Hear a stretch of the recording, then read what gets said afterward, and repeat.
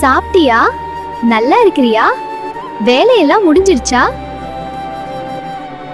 இப்படி கேட்க சில பேருக்கு தான் ஆளுங்க இருப்பாங்க.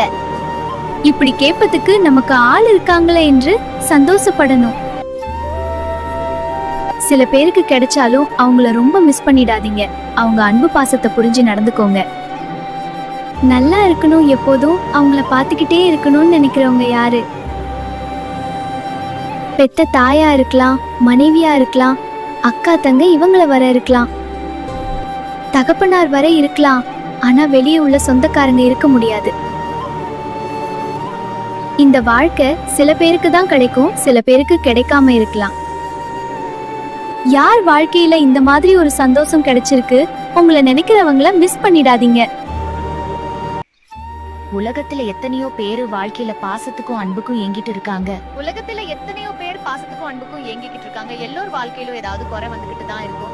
எல்லோருக்கும் கடவுளை எப்படி ஒரு வாழ்க்கை கொடுக்க மாட்டாரு. அப்படி கொடுத்தால் கடவுளை யாரும் நினைக்கவே மாட்டார். யார் தலையில என்ன எழுத்து எழுதியிருக்காரு என்று யாருக்கும் தெரியாது. கடவுளுக்கு மட்டும்தான் தெரியும்.